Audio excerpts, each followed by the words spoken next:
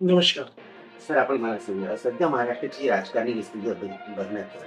तर काय सांगाल सर, राजकारणी जे घडामोडी होत आहेत, त्याला आपण कसं नाही एकंदरीत म्हणजे महाराष्ट्राच्या ज्या 75 वर्षाचा म्हणजे इतिहास आहे किंवा पहिलं संयुक्त महाराष्ट्र होतं, त्याच्यानंतर महाराष्ट्र हे झालं. त्याच्यात अशी राजकीय परिस्थिती मी कधीच नाही पाहिलेली आहे, की जिथं म्हणजे 2 पक्ष एकच पक्ष 2 ठिकाणी आहे. म्हणजे राष्ट्रवादी काँग्रेसचे 2 तुकडे, शिवसेनेचे 2 तुकडे आणि आज लोकांना संभ्रम आहे, की कोणत्या नेता कोणत्या पक्षाचा आहे, कोणती शिवसेना आहे, कोणते राष्ट्रवादी आणि कोणती नाही आहे. अ, इतकी राजकीय परिस्थिती मी वाईट आजपर्यंत कधी पाहिलेली नाही आहे. आणि ज्या पद्धतीचं सध्या गव्हर्नन्स चालू आहे, तर ते सुद्धा पाहिजे त्यात इतके इफेक्टिव्ह दिसत नाहीये. आज तर या इलेक्शनच्या नंतर मला काही कुठं कामं दिसून नाही राहिले. बेसिकली किंवा असं तुम्ही जे सगळ्यांचं ओपिनियन आहे, की बा आमदार निधी येत नाहीये, कामं होत नाही आहे. त्याच्यानंतर आता तुम्ही जर परिस्थिती पाहिली असेल तर मागच्याच शेतकऱ्यांचे जे कर्जमाफी आहे ती झालेली नाही आहे. त्याच्यानंतर नुकसान भरपाई पण त्यांची झाली नाही. ते वादळ असेल, गारपीट असेल आणि त्याच्यात आता पुन्हा प्री मान्सून आणि लवकर आलेल्या मान्सून आणि या वादळी पावसाने खूप मोठं नुकसान शेतकऱ्यांचं झालं. हे शेतकऱ्यांचं नाही, हे बेसिकली देशाचं आहे. कारण की जवळपास नाही म्हटलं तरी 18% देशाची जीडीपी शेतकऱ्यांवर आहे डायरेक्ट. 28% जी आहे ती ॲग्रीकल्चर बेस्ड इंडस्ट्रीची आहे आणि अजून एक 15% जी जीडीपी आहे ती शेतकऱ्याच्या वरील चालणारे बाकीचे जे उद्योग आहेत. म्हणजे रसायन असतील, खतं असतील, इंडस्ट्री असतील, ट्रान्सपोर्टेशन असेल, लॉजिस्टिक्स असेल. तर जवळपास एवढी मोठी इकॉनॉमी देशाची जर ॲग्रीकल्चर करताय, तोच मेनली दुर्लक्षित आहे. आणि एकंदरीत परिस्थिती मला तरी काही फार व्यवस्थित वाटत नाहीये. देशाच्या बाबतीत जर बघायला गेलं, केंद्रीय सरकारने एक प्रस्ताव पारित केला जातीनिहाय संघटनेचा. पण आणि सतत गाजावाजा करतायत. पण ही जी मागणी आहे, ही मुख्य तर काँग्रेस पक्षाची, ती राहुल गांधी याकरिता चटपट होते. काय सांगणार? नाही, राहुल गांधींनी मागच्या अनेक वर्षापासून मला वाटतं 7-8 वर्ष झालेत तेव्हापासून जातीनिय जनगणनेसाठी आम्ही आंदोलन करतोय, काँग्रेस पक्ष करतोय. तर राहुल गांधींनी याची ठाम भूमिका मांडली होती. लोकसभेत सुद्धा मांडली होती आणि त्याचा त्यावेळेस खूप जास्ती विरोध झाला होता. म्हणजे अनुराग ठाकूर असतील, स्मृती इराणी असतील, बाकीच्या लोकांनी याच्यावर खूप अश्लील टीका केल्या होत्या. अनुराग ठाकूरनी तर हेही म्हटलं होतं की बा ज्या व्यक्तीची जातीने म्हणजे त्यांनी राहुल गांधीला उद्देशून म्हटलं होतं, तर त्यांनी जातीने जनगणनेची कशी मागणी करायची. म्हणजे इथल्या म्हणजे एक लोकसभेचं सुद्धा जे स्टेटस असलं पाहिजे, जी लँग्वेज असली पाहिजे, त्याला मर्यादा ओलांडून अनुराग ठाकूर तिथं बोलले होते आणि यांनी सगळ्यांनी जातीनिय जनगणनेचा विरोध केला होता. आजची परिस्थिती आता त्यांच्या लक्षात आलेली आहे की खूप मोठं याचं पॉप्युलरायझेशन देशभरामध्ये झालेलं आहे. जाती जनगणना पाहिजे म्हणून. ही एक गोष्ट. आणि दुसरी गोष्ट आता गव्हर्नमेंटला स्वतःचं सांगण्याचं काही नाही आहे. म्हणून त्यांनी लोकांचं पुन्हा अटेन्शन डायव्हर्ट करण्यासाठी ते तिकडे हे केलेलं आहे. तर जातीय जनगणना तुम्ही या देशामध्ये तुम्ही सामाजिक रचनाच जे काही मागचे 4-5 हजार वर्षाचा देशाचा इतिहास आहे. तुम्ही जाती निर्माणच केलेल्या आहेत. तर मग तुम्हाला निश्चित जातीय जनगणना घ्यायलाच पाहिजे. आणि त्याच्यातनी प्रत्येक जातीचं जे सध्याचं सामाजिक, आर्थिक, राजकीय, शैक्षणिक आणि नोकरीतलं जे स्टेटस आहे ते देशांनी माहीत करून त्याचा डाटा कंपायलेशन करून कोणत्या समाजासाठी काय करायला पाहिजे याची व्यवस्थित पुढच्या 25 ते 50 वर्षाची आखणी करायला पाहिजे. केंद्र सरकारनं प्रस्ताव तर पारित केला, पण काय वाटतं जातीनिहाय जनगणना ती होणार का? एकंदरीत सध्याची जी परिस्थिती आहे मला वाटते जातीय जनगणनेसाठी ते बरेच काळ घेतील. त्यांच्या मनामध्ये नाही, त्यांची इच्छा नाही आहे आणि त्याच्यासाठी त्याला ते लांबवतील. एखाद्या वेळेस ते 2019च्या इलेक्शनसाठी हा एक पॉप्युलिस्टिक स्टंट मार्केटिंग त्यांचं हे गिमिक्स राहू शकते. तोपर्यंत तर ते करणार नाही आणि त्याच्यानंतर करायलाही जरी घेतलं हातात तर आपली 140 ते 150 कोटीची लोकसंख्या आहे. जर यांनी पूर्वीच्या मॅन्युअल पद्धतीने जर घेतलं तर त्याला 5-6 वर्ष चालल्या जातील. म्हणजे असा एक 10-1 वर्षाचा ते काळ करतील. पण सध्या मला असं वाटतं टेक्नॉलॉजीचा यूज आहे. तुम्ही देशभरामध्ये त्याचे ऍप्स वगैरे हे केले तर प्रत्येक माणूस त्याच्या मोबाईलवरून कम्प्युटरवरनं त्याची आयडी, आधार कार्ड सहित त्याच्या जातीनियत त्याचे दाखले जर त्यांनी पाठवलं तर मला वाटतं हार्डली वर्षभराचंही काम नाही आहे. तुमचं पूर्ण जातीय जनगणनेचा डाटा जनरेट होऊ शकतो. म्हणजे जर इच्छा असेल तर बाय टेक्नॉलॉजी बाय टेक्नॉलॉजी जग इतकं पुढे चाललेलं आहे की बाय टेक्नॉलॉजी तुम्ही सगळं काही करू शकतात. सेम आज महाराष्ट्राच्या बाबतीत जर बोलायला गेलं तर स्थानिक स्वराज्य संस्थेची जी निवडणूक होतात ते लांबत गेले आता हायकोर्टनी सुद्धा रंगा मारला की 4 महिन्यामध्ये निवडणुका घ्या असं बोलण्यात आलेलं आहे. काय वाटतं निवडणुका? मी एकंदरीत जे म्हणजे मागच्या 10-12 वर्षाचा जो प्रवास पाहतो आहे जे भारतीय जनता पक्षाचा आणि त्यांची जे राजकीय माइंडसेट वर जे चालत आहे त्यांना बहुतेक मला वाटतं ह्या ज्या स्थानिक स्वराज्य संस्था आहेत याच्या निवडणूक घ्यायच्याच नव्हत्या. म्हणजे तुम्ही विचार करू शकता की अकोला महानगरपालिका याच मागचे 4-1 वर्ष झाले इलेक्शन नाही झालेलं आहे. मुंबई सारख्या मुंबई कॉर्पोरेशन जे म्हणजे देशाची आर्थिक राजधानी आहे तिचं त्या पद्धतीचं इलेक्शन न घेणं लक्षात हा म्हणजे लोकशाहीचा जो मेन गाभारा आहे किंवा जो स्तंभ आहे त्याला खिळखिळ करण्याचा हा प्रकार आहे. हा अजूनही यांनी घेतला नसता पण ते सुप्रीम कोर्टाने आदेश दिल्यामुळे यांचा नाईलाज झालेला आहे. त्याला सुद्धा त्यांनी जातीय जनगणनेत म्हणा किंवा आरक्षणाच्या याच्यात हे केलं आणि 5-5, 6-6 वर्ष आरक्षणाच्या विषयावर मुद्दे प्रलंबित राहतात. हे देशाचंही नुकसान आहे, येथील नागरिकांचं नुकसान आहे आणि देशाच्या प्रगतीला खूप मोठं खोळंब याच्यामुळे झालेलं आहे. तर ही परिस्थिती चांगली नाही आहे. म्हणजे लोकशाही काय असते तर लोकांना आपलं मत व्यक्त करणंच ही त्याची लोकशाही आहे. तुम्ही त्याला मतच व्यक्त करू देऊन राहिले, त्याला मतदानाच्या पेटीपर्यंत जाऊ देऊन नाही राहिलेला आहे. तर मला वाटते हा हळूहळू हुकुमशाहीकडची वाटचाल आहे आणि ही कोणीतरी थांबवली पाहिजे. मी सुप्रीम कोर्टाचे खरंच आभार मानतो की त्यांनी या इलेक्शनसाठी त्यांना टाइम फ्रेम तयार करून दिलेली आहे. पण राजकारणी वर्तुळात अशी पण खळबळ आहे की 4 महिन्यात निवडणूक घेणं शक्य नाही. पाऊस पाणी आणि हे सर्व लक्षात घेता निवडणूक हे नोव्हेंबर महिन्यापर्यंत जाईल असं पण हे त्यांना पोस्टपोन करायचं त्याला एक कारण आहे. आपल्या देशात मान्सून काय आजपासून होतं काय? पृथ्वी जेव्हापासून आहे तेव्हापासून पाऊस पडतोय. लोकांचं काय दैनंदिन जीवन थोडी ठप्प होतं.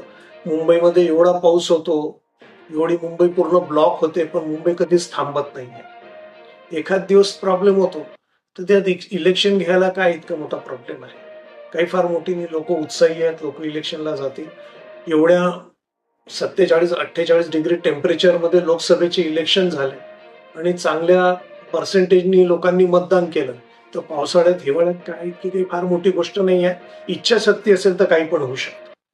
अकोला जिल्ह्यामध्ये अभय पाटील साहेब एक काँग्रेसचा चेहरा आहे. 2024च्या लोकसभा इलेक्शनचे उमेदवार आहे. तुमच्या स्वप्नातलं अकोला शहर वास्तवात आता दिसतंय का? कारण मागच्या काही काळापासून एक हाती अकोल्याची जी आहे सत्ता आहे समजा काय? जवळपास जर तसं पाहिलं तर 35 वर्षापासून अकोल्यात एक हाती सत्ता आहे. त्याच्यातली आता हे म्हणजे डबल इंजिन ट्रिपल इंजिन सरकार जर महाराष्ट्राचंही पाहिलं तर जवळपास नाही म्हटलं 10-15 वर्ष ती होती. केंद्र सरकारची आता 12 वर्ष झालेली आहे. तर ही मला सांगायची गरजच नाही आहे. लोकांनाच दिसत आहे. म्हणजे इथं रस्ते त्या पद्धतीचे नाही आहे. नॅरो रोड्स आहे. 60 मीटरचा रोड असेल तर तो 30 मीटर झाला, 30 मीटरचा असेल तर 15 मीटर झालेला आहे. इथं ओपन स्पेसेस नाही राहिलेले आहेत, त्या गिळूनकृत करून टाकण्यात आलेल्या आहेत. त्याच्यानंतर इथं आज पाहिजे त्या पद्धतीचे पार्क नाही. कोणी आलं नातेवाईक म्हणजे अकोल्यात तर त्याला नेण्यासारखी कोणती जागा नाही अकोल्यात की ही जागा अकोल्यात जाते. काही म्युझियम आहे का बा, काही इकडची लोक कलाकृतीचं हे केंद्र आहे का? काहीच नाही आहे. साधं एक नाट्यगृह सुद्धा इथं व्यवस्थित नाही आहे. प्रमिलाताई ओक कितीतरी अनेक वर्षापासून बनलेला याचा तो मोडकळीस आलेला आहे. तर काय आहे इथं एज्युकेशन हब होऊ शकला असता. तो याच्यामुळेच नाही झालं की शहरामध्ये इन्फ्रास्ट्रक्चर नाही आहे. ती अपॉर्च्युनिटी लातूरने घेऊन टाकली, ती अपॉर्च्युनिटी नांदेडने घेऊन टाकलेली. तुम्ही इथून अमरावतीला चालला जा, आज कोणी पण म्हणेल की अमरावती चांगलं झालेलं आहे. ठीक आहे, इथं फ्लायओव्हर आणला टोटली अनप्लॅन्ड आहे. त्यांनी सिटीचं डिकंजेशन करायचं जरी जास्ती कंजेशन केलेलं आहे. फ्लायओव्हर म्हणजे काय असते? सिटीला डिकंजेस्ट करायसाठी असतो. तो डिकंजेस्ट केव्हा होईल? जेव्हा तो शहराच्या सीमा ओलांडून जातो तेव्हा त्याला हे होतं. तर त्या पद्धतीचं इन्फ्रास्ट्रक्चर प्लॅनिंग नाही आहे. इरेग्युलर सिटीचं कुठे एक्सपान्शन होते. आज ड्रेनेज सिस्टीम सुद्धा नाही ना सर. आज सर्वसाधारण माणसाचा प्रश्न आहे ड्रेनेज सिस्टीम नाही आहे. त्याला पाण्याची व्यवस्था नाही. 15 दिवसातनं उन्हाळ्यात एकदा पाणी येतं प्यायला. आज टॅक्सेशन अकोल्याचा वाशी न्यू मुंबई इतकं टॅक्सेशन आहे लोकांना. न्यू मुंबई इतकं टॅक्सेशन आहे. एक साधी पावती काढायची असली तर 8-10 हजार 15 हजार एखाद्या माणसाला खर्च करावा लागतात. तर स्वप्नातलं तर निश्चितच शहर नाही आहे जिथं आपले माननीय प्रधानमंत्री म्हणतात की मी वाराणसीला खोटं बनवतो. आलं लक्षात. तर मग अकोल्याला कमीत कमी थोडं तर काहीतरी नाही खोटं बनवलं तर एखादं छोटंसं शहर चांगलं बनवायला पाहिजे.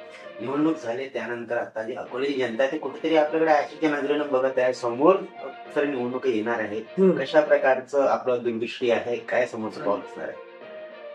ते लोकांपर्यंत हे सगळे मुद्दे पोहोचवावे लागतील की देशाची जी काय सध्याची परिस्थिती आहे, लोकशाहीचा गळा घोटला जातेला आहे, जातीनिय जनगणना होत नाही आहे. त्याच्यानंतर मुलं इतकी शिकलेली आहेत पण त्यांना नोकरीची ऑपॉर्च्युनिटीज नाही आहेत. आज अकोल्यामधनं कोणी उठलं तर पुण्याला जाते, पुण्यात गेलं तर लोक म्हणतात की हा एरिया म्हणजे मिनी विदर्भ आहे. सगळे विदर्भातली मुलं तिथे आहेत.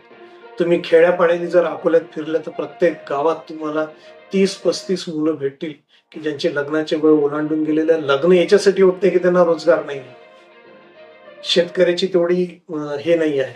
शेतकऱ्याच्या मुलाशी मुली लग्न करायला तयार नाही कारण की त्याची आर्थिक परिस्थितीच तितकी राहिलेली नाहीये. तर ह्या सगळ्या परिस्थितीचा लोकांनी विचार करायला पाहिजे. एज्युकेशनसाठी मुलांना इथे व्यवस्थित संस्था नाही, त्यांना पुण्याला जातात, दिल्लीला जातात, अहमदाबादला जातात, साऊथमध्ये चालले जातात. साध्या कोचिंग क्लासेससाठी लोक अकोल्यातनं नांदेड आणि लातूरला चाललेले आहेत. तर बिकट परिस्थिती आहे. शेतकऱ्यांची परिस्थिती खूप हालाकीची आहे. आज एक साधंसं प्रोजेक्ट सगळे अपूर्ण पडलेले, जेवढे पाण्याचे धरणं किंवा छोटे बॅरॅक्स होते ते पण पूर्ण पद्धतीने झालेले नाही. तर अनेक समस्या आहेत. लोकांपर्यंत त्या सगळ्या समस्या घेऊन जावं लागेल तिथपर्यंत. लोकसभा इलेक्शन 24 मध्ये महाराष्ट्रामध्ये महाविकास आघाडीला मोठं यश मिळालं. त्या यशाला घाबरता महायुतीने राज्याच्या इलेक्शन आधी, असेंब्ली इलेक्शन आधी एक लाडकी बहीण योजना आणली आणि त्या योजनेचा आवागावा केला.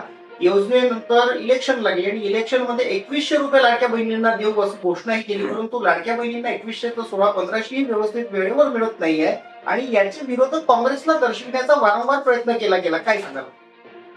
ते काँग्रेसला दोष देऊन काही ही योजना आणलीच मुळी बीजेपीने होती. त्यांनी ही योजना पहिले मध्य प्रदेशमध्ये आणली.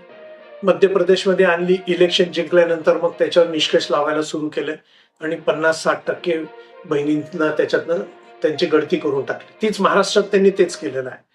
पहिले इलेक्शनसाठी तसं पाहिलं तर खरं म्हणजे मी म्हणेल की बीजेपी आणि एकनाथ शिंदेची शिवसेना, अजय पवारची शिवसेना यांनी सरकारी पैशातनं महिलांचे मतं विकत घेतले असं माझं मत आहे. ते 1500 रुपये देऊन मतं विकत घेतलीत त्या. आणि त्याच्यानंतर काय केलं, मग तुमच्या घरी गाडी आहे का, मग तुम्हाला बाहेर काढून टाकलं. तुमच्या घरी टीव्ही आहे का, मग त्यांना बाहेर काढून टाकलं. तुमच्या इथं स्कूटर आहे का, तर तुम्हाला बाहेर काढून टाकलं. हळूहळू सगळ्या महिलांना बाहेर काढून टाकलं.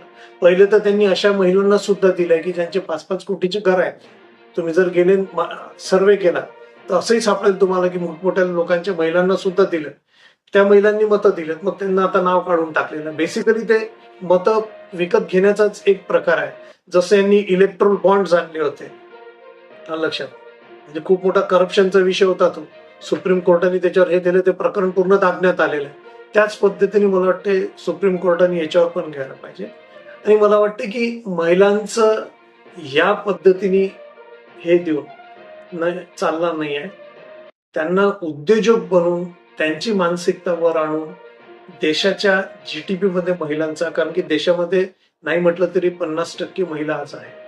एपीजे अब्दुल कलामांनी हेच म्हटलं होतं की आपल्या देशाची इकॉनॉमी याच्यापेक्षा अजून 50 पटीने वाढू शकते, पण बहुतेक महिलांचं सगळं हे होतं की त्यापासनं वंचित राहतात. शिक्षणापासनं, उद्योजकापासनं, बिझनेसपासनं, तर सगळ्यापासनं त्या वंचित राहतात. तर त्यांना मला असं वाटते की असे पैसे देऊन त्यांची मानसिकता हे केल्यापेक्षा त्यांना उद्योजकामध्ये गृहउद्योग असतील, बाकीचे बिझनेस असतील, ह्याच्यात त्यांना प्रोत्साहन द्यावं. मी तर म्हणतो याच्यापेक्षा जास्ती पैसे द्यावे त्यांना. म्हणजे त्यांना 10-10, 15-15 लाख रुपयाचे एकदम झिरो याचे लोन सँक्शन करून किंवा त्या पद्धतीच्या स्कीम आणून. चायना कशाच्यामुळे डेव्हलप झाले, चायनामध्ये प्रत्येक घरामध्ये उद्योजक आहे. त्यांनी फ्री स्कीम नाही दिल्या. त्यांनी इलेक्ट्रिसिटी इंडस्ट्रीला 5 वर्षासाठी फ्री दिली. लक्षात, महिलांना त्यांनी प्रोत्साहन दिलेलं आहे. छोटे छोटे इंडस्ट्री त्यांच्या घरामध्ये एस्टॅब्लिश करून दिलेलं आहे. तुम्ही चायनामध्ये जा, प्रत्येक महिला काही ना काही खेळणं म्हणा, काही स्पीकर म्हणा, काही इयरफोन म्हणा, त्याच्या वायर्स म्हणा, ह्या घराघरात तयार होतात. एलईडीचे लाईट्स तयार होतात, आपल्या राख्या तिथं तयार होतात, आपले गणपतीचे मुकुट तिथं तयार होतात. तर त्यांनी जगावर राज्य कशामुळे करतायत? तुमचे सण त्यांना व्यवस्थित पाठ आहे. आपल्याला आपल्या सणामधनं आपल्या बायाच्या आतनं बिझनेस तयार करून द्यायची आपली मानसिकता नाही. आणि म्हणून मग आपल्याला हे सगळ्या गोष्टी कराव्या लागतात लोकांसाठी. चॅनलच्या माध्यमातून आपल्याला जे लोक बघत आहे हा. त्यांना काय संदेश राहणार आहे? नाही, मी लोकांना हेच सांगेल की लोक काय होतं की आपल्या देशामध्ये जेव्हाही इलेक्शन होतं तो लोक एक धर्माच्या नावावर वोटिंग करतात, जातीच्या नावावर वोटिंग करतात, एखाद्या विचारधारेच्या नावावर वोटिंग करतात. माझं म्हणणं असं आहे लोकांना की बा एखाद्या वेळेस तरी व्यक्ती, त्याची विचारधारा, त्याचा अभ्यास, तो लोकसभेत काय प्रश्न विचारतो, तो देशासाठी उपयुक्त किती आहे, ह्या गोष्टीचा सुद्धा लोकांनी विचार करावा. तुम्ही दैनंदिन जीवनामध्ये आता मी डॉक्टर आहे, माझ्या ओपीडीत जेव्हा मी बाहेर बसतो तो सगळ्या जातीचे पेशंट एकाला एक खांदा लावून असतात. हिंदू, मुस्लिम असतील, हे असतील, माळी, तेली, चांभार, कुंभार, धनगर, बौद्ध, सगळ्या जाती बाजूला बसलेल्या असतात. मग डॉक्टर निवडताना तुम्ही निवडत नाही, पण एखाद्याला मत देताना तुम्ही माणूस पाहत नाही, तुम्ही त्याची जाती पाहता, त्याचा धर्म पाहता, त्याचं शिक्षण पाहत नाही. आज लोकसभेची परिस्थिती काय, 48% लोक 10वी-12वी पास नाही. हीच विधानसभेची परिस्थिती आहे. उरलेल्या लोकसभेच्या याच्यात जे उरलेले म्हणतायत त्याच्या जर सगळ्यांच्या डिग्र्या जर व्यवस्थित तपासल्या ना तर हार्डली 1-2% लोक आहेत की जे व्यवस्थित शिकलेले आहेत किंवा त्यांचं व्यवस्थित एज्युकेशन झालं. त्याच्यामुळे तुम्हाला जगामध्ये काय चाललेलं आहे हे लोकांना माहीतच नाही पडत की काय चाललं. चायनानी आता त्यांच्या इथं न्यूक्लिअर फिशन अचीव्ह केलं, ठीक आहे, आणि त्यांच्या इथं येणारे 60,000 वर्षाच्या इलेक्ट्रिसिटीची त्यांनी तरतूद केली. किती? 60,000 वर्ष. 60,000 वर्षात चायना जगाला इलेक्ट्रिसिटी पुरू शकते. आज तुमच्याकडे बेसिक न्यूक्लिअर रिएक्टर नाही, न्यूक्लिअर फिशन तर विशेष दूर राहिलेला आहे. म्हणजे सूर्याचं जे टेम्परेचर आहे 100 मिलियन सेल्सिअस त्यांनी ते त्यांच्या रिएक्टरमध्ये अचीव्ह केलेलं आहे. तुम्हाला इनोव्हेटिव्ह बेस्ड इकॉनॉमिक्स केल्याशिवाय तुम्ही जगावर राज्य करू शकत नाही.